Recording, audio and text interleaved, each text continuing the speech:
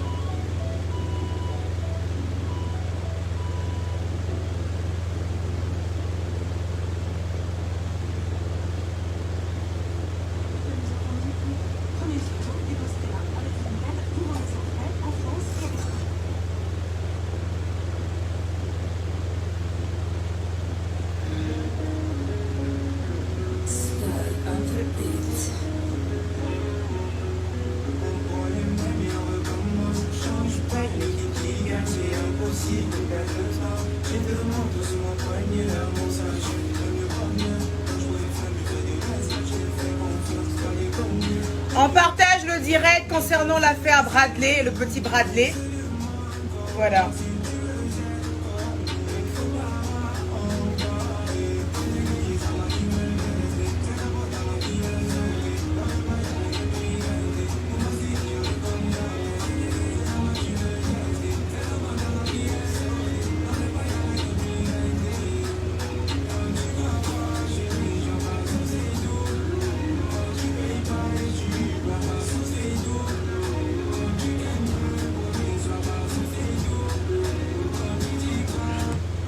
Par contre, cette histoire me tient particulièrement à cœur. Ok, il y a pas mal de choses qui ont été dites sur la toile, que moi-même j'ai relayé l'information. Voilà, il y a beaucoup de vérités sur ce qui a été dit sur la toile, mais il y a une vraie version en fait des faits. Parce que j'ai eu à discuter pendant des heures avec la mère de Bradley, avec sa grand-mère. Donc il est important que tout le monde puisse entendre cette histoire. Ça va servir à beaucoup de personnes. Ça va servir à pas mal de femmes qui sont victimes de pervers narcissiques. Pas mal de femmes qui sont fragiles, qui se laissent abuser moralement, physiquement, jusqu'à ce que leurs enfants en passent. Alors il est important que ce direct soit partagé un maximum, mais vraiment un maximum. Il faut que ce soit à un certain nombre, parce que si ce n'est pas à un certain nombre, je ne pourrai pas commencer. Malheureusement, aujourd'hui, je me suis dit ça. Il y a un certain nombre escompté. Si je n'ai pas atteint ce nombre-là, je ne commencerai pas et je ne ferai pas ce direct. Voilà.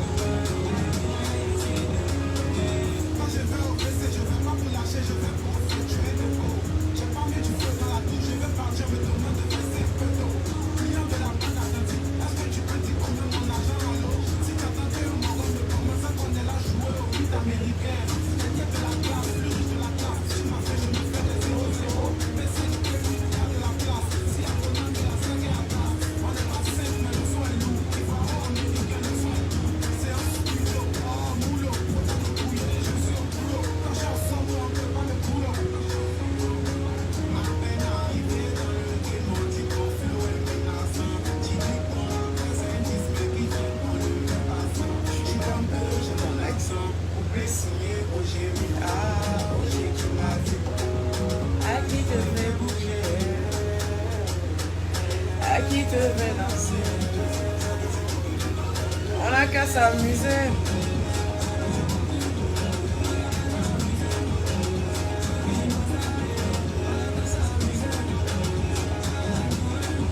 On n'a qu'à s'amuser. À s'amuser.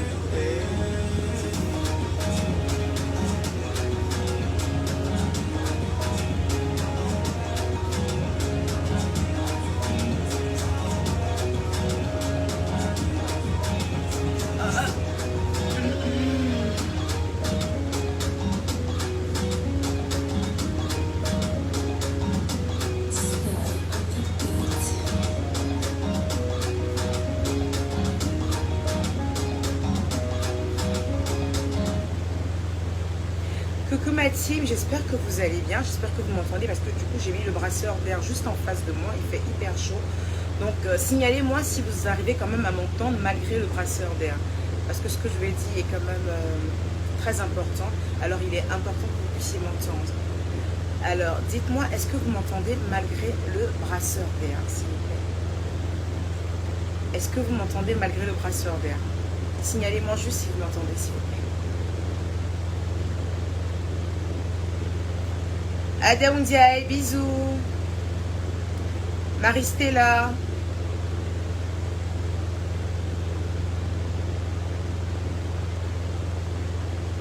Il faut que je parle un peu plus fort, c'est ça Claudia? D'accord. D'accord. Alors en fait, je suis devant vous aujourd'hui. Fof Lajo, vous m'entendez pas vraiment? Vous m'entendez bien? C'est bon, ok. Dieu merci, c'est bon. Alors en fait, je suis devant vous aujourd'hui. C'est un direct un peu particulier. On a tous vu sur les réseaux sociaux l'histoire concernant Bradley, le petit Bradley, ce jeune petit Congolais qui, on a pensé qu'il vivait à Liège, mais en réalité qui vit en France, à Rouen. Voilà. Et donc ce jeune petit Congolais qui a été battu à mort par son beau-père. Cette histoire en a attristé plus d'un. Chacun a eu sa version des faits. Il y a une version qui a circulé partout sur le net. Voilà. Et moi, en fait, vous savez, tout ce qui concerne les enfants, tout ce qui concerne les femmes abusées, j'ai tendance à aller fouiner, en fait. J'ai tendance à aller jusqu'au bout, en fait, de la chose, en fait, pour comprendre qu'est-ce qui se passe. Je veux toujours savoir les faits réels. Quitte à ce que ça me fasse souffrir, il faut que je le sache. Alors, hier, comme ça, je me suis lancée dans une quête, la quête de la vérité. Avoir, en fait... la vraie version des faits. Oui, la vraie version des faits. Hier, je me suis retrouvée à parler avec une d'entre vous, qui est une abonnée comme vous, qui me suit comme vous, qui m'a beaucoup épaulée hier soir. Elle a eu à m'appeler. Voilà. Elle m'a appelé sur le service client. On a parlé pendant au moins 1 heure. Je me suis retrouvée à chialer dans ses oreilles. Parce que je me suis posé la question de savoir, en fait, comment Dieu pouvait permettre de telles atrocités. Comment Dieu pouvait permettre, en fait, qu'on fasse autant de mal à des enfants. Voilà, donc c'est pour parler de l'histoire Bradley. On a lu sur les réseaux que le petit Bradley est mort. En effet, le petit Bradley est mort. La vraie version des faits, c'est que le petit Bradley est mort depuis le 2 août. Le petit Bradley est mort depuis le 2 août. Voilà, le petit Bradley est le premier enfant de sa mère. Sa mère en a 4. Et figurez-vous que cette femme n'a que 24 ans. Elle n'a que 24 ans. Je me perds un peu dans son prénom. Elle s'appelle Benna. Donc voilà. Elle s'appelle Benna, c'est une jeune femme, la maman de Bradley. Elle s'appelle Benna. Et elle n'a que 24 ans. Voilà, 24 ans. C'est vrai que c'est une femme, mais elle est encore très jeune. 4 enfants à 24 ans. Essayez d'imaginer déjà le film. Voilà. Donc, c'est de ce sujet-là que je veux vous parler aujourd'hui. Et le nombre de vues que je vois ne me sied pas. Ne me sied pas parce que c'est un sujet important. C'est un sujet d'utilité publique. C'est un sujet qui pourra aider pas mal de femmes qui vivent dans ces situations. Ces situations où elles sont persécutées. Ces situations où elles sont livrées à un pervers narcissique. Où certaines... les parents même les délaissent à leur sort. Il faut que cette histoire soit entendue. Les réseaux sociaux disent beaucoup de choses. Moi, je suis allée jusqu'au cœur de la vérité. J'ai eu à parler pendant 2 heures avec la mère biologique de Benna. J'ai eu à parler pendant 2 heures avec la grand-mère de Bradley. J'ai eu à parler avec Benna elle-même. Alors, il serait bien que la vérité soit connue. Parce que moi-même, la même Emmanuelle ici, je me suis mise sur les réseaux sociaux et j'ai accablé cette femme. Oui, je ne regrette pas de l'avoir accablée parce qu'elle mérite quand même que je l'ai accablée. Mais elle me fait beaucoup de peine en fait. Il faut que vous veniez pour que je vous explique pourquoi elle me fait autant de peine cette femme. Comment cette femme a détruit sa vie. Comment cette femme a détruit la vie de ses enfants. En s'adonnant à une relation dangereuse, à une relation... Je ne sais même pas quoi vous dire en fait. J'attends qu'on arrive à un certain nombre. J'aime pas le nombre qui est là. Voilà, on arrive à un certain nombre. Je sais qu'aujourd'hui, c'est le jour de la mort de la fête de la mort de DJ Arafat. Voilà, et je sais que pas mal de gens sont aussi attristés par cette histoire d'Arafat et donc sont sur autre chose. Il faut que vous venez pour qu'on en parle. Voilà. Donc, la mère de Bradley, une certaine Benna, voilà, qui a 24 ans, tout juste 24 ans, elle a 4 enfants. Elle vit à Rouen. Bradley est son premier enfant. Bradley avait 5 ans. Oui, il avait juste 5 ans. Bradley est un enfant qui a beaucoup d'amour en lui, beaucoup de douceur, beaucoup de joie de vivre. Bradley est un enfant que tout le monde aimait, parce que partout où il était, en fait, il arrivait à ramener de la joie, de la bonne humeur. Un enfant plein de vie, qui aimait danser, qui aimait chanter, qui aimait l'âme, tout simplement. Bradley aimait les téléphones, comme tout enfant. Bradley adorait dire à sa maman, aimait dire à sa maman, demande ton téléphone. Ça, il se réveillait le matin, il disait à sa maman, demande ton téléphone et tout ça. Comme tous les enfants, mes enfants me font ça beaucoup, c'est pour ça que finalement je leur ai pris un téléphone chacun. Voilà, il aimait dire à sa maman, demande ton téléphone et tout ça. Donc voilà, je pense que c'est ce qui a causé la mort de Bradley, de dire à sa maman, demande ton téléphone. Ouais, il adorait dire à sa maman, demande ton téléphone pour que je regarde mon dessin animé. Il adorait regarder les dessins animés en anglais.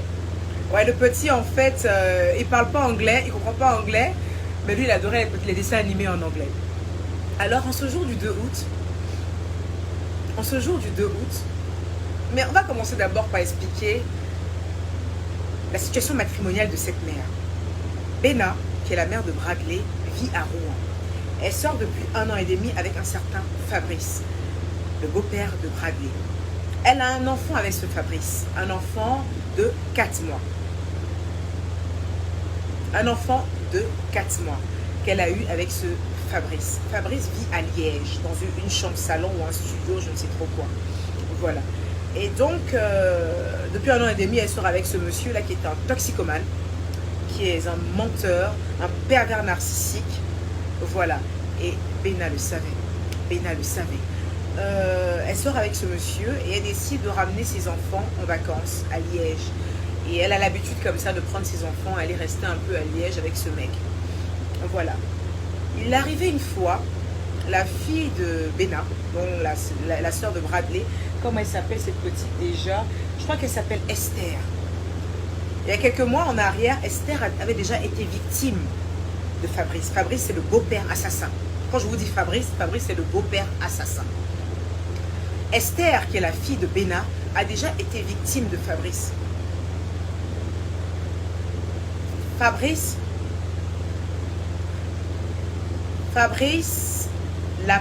a poussé Esther dans les escaliers.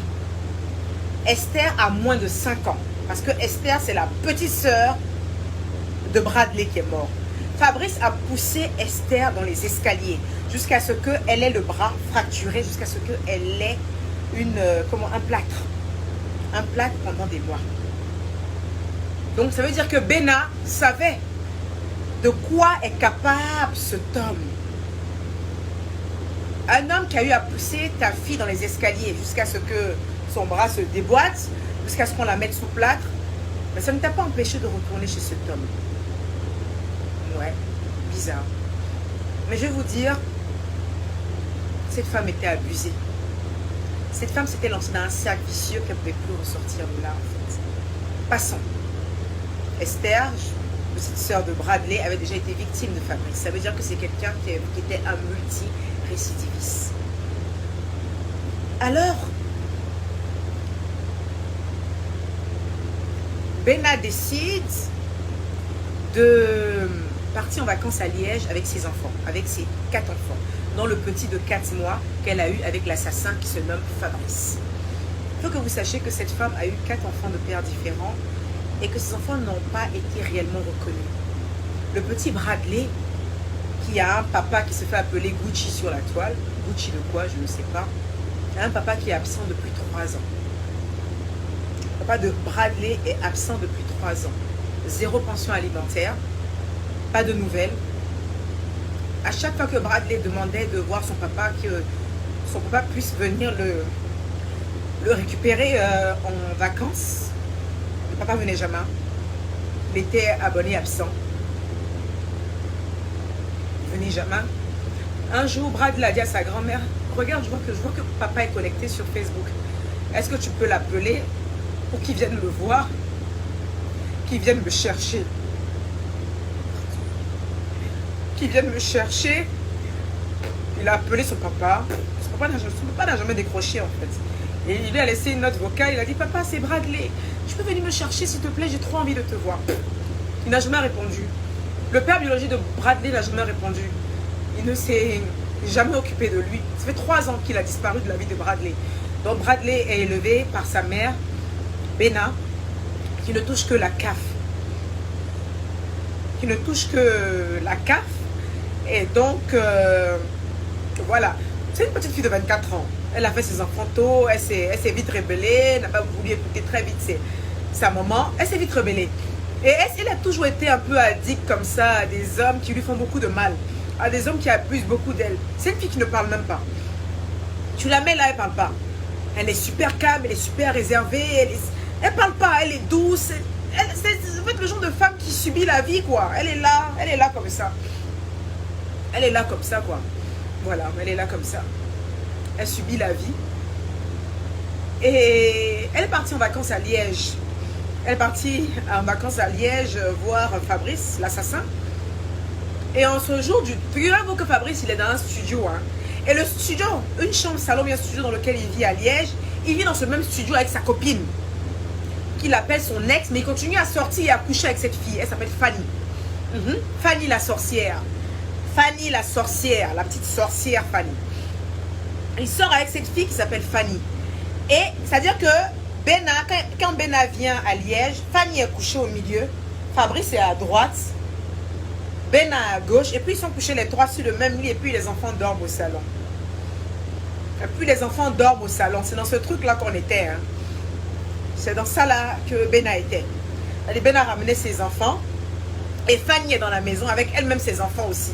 Une petite fille de 8 ans, et puis je ne sais plus trop quoi. Donc ils sont nombreux dans la maison, les enfants dorment eux tous au salon. Et puis le trio, je ne sais pas si c'était des partouzards ou quoi, le trio dort dans la chambre. Benna est une femme douce. Hein. Elle est très stupide, très abusée, mais une femme très douce. Benna ne tape pas ses enfants. La maman de Bradley, là, elle ne tape pas ses enfants. Elle leur donne même beaucoup d'amour. Mais elle est un peu bête façon, elle est un peu naïve façon, là. Je ne sais pas. Je parlais elle, mais j'ai envie de la gifler façon, là. Elle est un peu naïve. Elle ramène les enfants là-bas, avec une certaine Fanny aussi qui est dans la maison, qui continue à sortir avec Fabrice l'assassin. Mais bon, Benna accepte tout ça, ils dorment ensemble dans la maison à 3, ils sont couchés sur le même lit à 3, qu'est-ce qu'ils font ensemble? Je ne sais pas. C'est dans cette atmosphère-là que les enfants là vivaient quand ils partent en vacances. Une atmosphère où il y a un trio.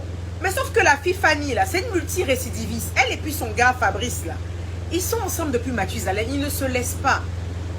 Ils ont botté beaucoup de coups comme ça. Ils prennent une fille. Fabrice dit qu'il est fan de la fille. Ils prennent une fille et puis ils l'exploitent. Elle donne tout son argent de sa CAF. Elle donne tout son argent de sa CAF à ce Fabrice-là. Et puis, il avec sa go Fanny, ils sont là, ils abusent. Ils adorent faire ça. La Fanny, là, ça la dérange pas que son gars cherche des filles un peu naïves comme ça. Ils abusent de cette fille-là, en fait, moralement. Et puis, voilà, on est dedans. Elle est là, la Fanny, elle est là avec ses enfants et tout ça. En ce jour du 2 août, Bradley est venu d'abord dans la chambre. Il s'est réveillé très tôt. Bradley s'est réveillé très tôt. Et il est parti dans la chambre. Il a dit à sa maman, bonjour maman, je peux avoir ton téléphone s'il te plaît? Et Fabrice a sorti, il a dit, va te recoucher là. Et Bradley est reparti se recoucher. Après, il est revenu à 9 h du matin. Il s'est réveillé encore. Apparemment, Bradley c'est un lève-tôt. Hein. Moi, j'ai un fils comme ça qui se lève très tôt, c'est Mathieu. Mathieu se lève hyper tôt, il dort très tôt, il se réveille hyper tôt. Bradley, c'est un lève-tôt parce que Bena a appris à ses enfants à se coucher très tôt. Moi, c'est des enfants qui se couchent très tôt. Donc, Bradley s'est réveillé à 5 h. Il allait voir sa maman, il voulait le téléphone. Maman, je peux avoir ton téléphone? Fabrice l'assassin, est sorti. Il a dit, va te recoucher là. Il est allé se recoucher. À 9 h encore, il est revenu. Maman, je peux avoir ton téléphone s'il te plaît? La maman Bena a donné le téléphone à Bradley. Et comme c'est le seul téléphone, donc tous les enfants de la maison, c'est-à-dire que les frères de Bradley, Bradley, les enfants aussi de Fanny qui continue à sortir avec Fabrice l'assassin, voilà. On dit, ah, ils sont comme ça à se chamailler le téléphone, mais non, c'est moi qui vais regarder, c'est moi qui vais regarder, c'est moi qui vais regarder, c'est l'autre qui va regarder. Donc, Bradley a tiré le téléphone dans la main des autres enfants et ça a commencé à énerver Fabrice dans la maison. Genre, pourquoi vous vous chamaillez pour ça? Donc, il a pris le petit. Et puis il a ramené le petit dehors dans le jardin parce qu'il a une véranda. Il a ramené le petit dans le jardin. La maman, Bena était dans la chambre. Bena ne savait pas trop ce qui se passait. Elle s'occupait du bébé de 4 mois. Bena était dans la chambre. Elle s'est dit que peut-être qu'il est en train d'essayer de les calmer et tout ça. Donc, Bena était dans la chambre et il a ramené Bradley. Il a ramené Bradley dans le jardin. Et quand il a ramené Bradley dans le jardin, il a commencé à le taper.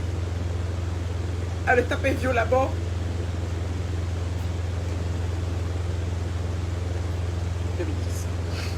Il a commencé à le taper violemment. Voilà. À lui asséner des coups et des coups et des coups et des coups.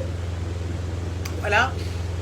Et selon après le témoignage des enfants de Fanny, à un moment, il allait prendre de l'eau pour verser sur Bradley. Parce que le petit était tombé. Donc quand le petit est tombé, après ils ont pris le petit. Ils l'ont ramené, ils ont attendu d'abord. Ils ne voulaient pas le ramener automatiquement à l'hôpital. Le petit est mort sur le coup.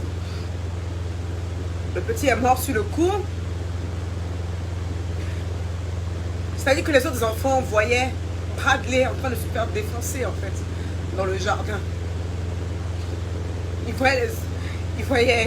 Les autres enfants voyaient Bradley en train de se faire défoncer dans le jardin.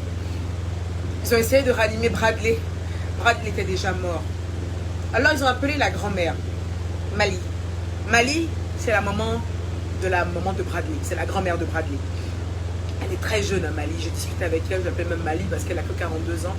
Elle est très jeune. Elle est très sympathique et très gentille. Ils ont appelé Mali pour dire, en fait, Bradley a eu un petit accident. Bradley est tombé à vélo. C'est-à-dire que déjà, la maman de Bradley avait déjà commencé son premier mensonge. Elle savait que Bradley était déjà mort. Quand elle appelait sa maman pour lui dire que Bradley a eu un accident de vélo. Quand la maman de Bradley appelle sa mère, elle lui dit que Bradley a eu un accident de vélo, qu'il est tombé à vélo, il s'est fait mal il a un peu mal à la tête, on lui a donné un Doliprane, mais il a encore mal à la tête, et là il vient de tomber dans les pommes. Voilà la première version que la mère de Bradley a donnée. La première version que la maman de Bradley a donnée, c'était ça. Elle a dit qu'il est tombé à vélo. La maman, la grand-mère a dit, ah bon, il est tombé à vélo, mais pourquoi tu ne le ramènes pas directement à l'hôpital? Pourquoi tu ne l'envoies pas à l'hôpital directement? Et elle dit, non, j'ai appelé ma copine. La grand-mère dit, mais pourquoi tu appelles ta copine? On est en Europe. Si ton enfant tombe et qu'il est évanoui, tu appelles l'ambulance séance tenante. Pourquoi tu appelles ton ami? C'est quoi cette histoire? Elle dit, d'accord, là on va à l'hôpital comme ça, on va à l'hôpital. Et figurez-vous en fait que, vous savez qui emmène Bradley à l'hôpital? Ce n'est même pas la mère qui emmène Bradley à l'hôpital. C'est Fanny, la petite perverse. Fanny qui sort avec Fabrice l'assassin, qui font les ménages à trois là. C'est Fanny et Fabrice qui emmènent Bradley à l'hôpital. C'est Fanny et Fabrice qui emmènent Bradley à l'hôpital. Quand ils arrivent à l'hôpital, Bradley est déjà mort.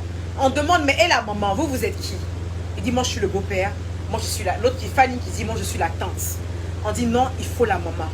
C'est là où la maman maintenant se ramène. Parce que la maman même là, le gars l'a menacé. Je te préviens, si tu dis à qui que ce soit que j'ai tué ton fils, je te tue. C'est ça la version. Fabrice l'assassin qui dit à Ben, à la maman de Bradley, tu dis à quelqu'un que j'ai tué ton fils, je te tue.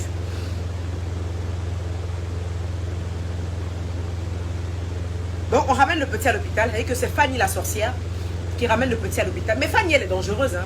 Fanny la sorcière. Parce que Fanny même prend son téléphone.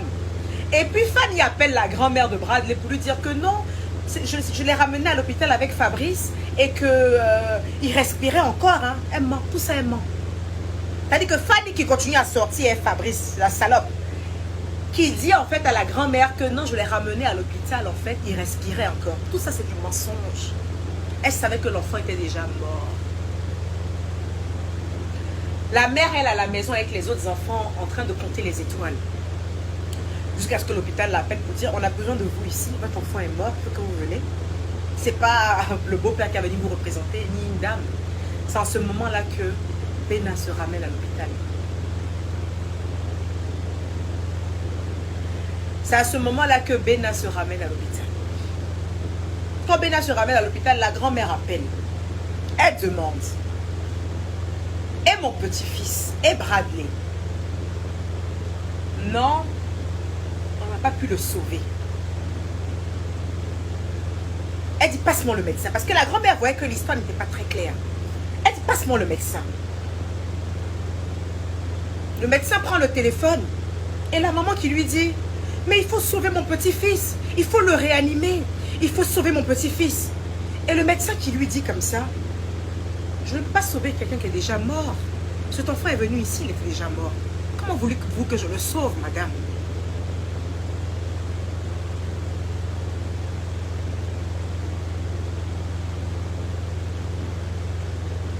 Le médecin qui dit à la grand-mère, comment voulez-vous que je sauve votre petit-fils? Quand il est venu ici, il était déjà mort. Je ne peux pas le sauver. Je ne peux pas sauver Bradley. Bradley est venu ici, il était déjà mort.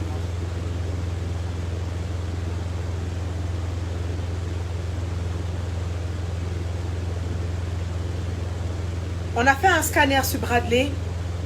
Il n'y a pas de problème au niveau de sa tête. Mais en revanche, son foie a été déchiré. C'est comme si c'est un couteau qui a déchiré son foie. Voilà les paroles du médecin. Le médecin dit à la grand-mère, le foie de Bradley, après l'autopsie, quand on regarde, le foie a été déchiré, comme si c'est un couteau qui est passé à l'intérieur de son foie. Mais ce qui a causé ça, en fait, c'est le coup asséné par M. Fabrice l'assassin. C'est-à-dire qu'il a donné un coup de poing et de pied à l'enfant comme s'il se battait avec son propre camarade garçon. C'est-à-dire le coup qu'il a porté à l'enfant, Le coup a été tellement fatal que le foie de l'enfant s'est divisé en deux. Comme si on avait pris un couteau pour couper le foie de l'enfant.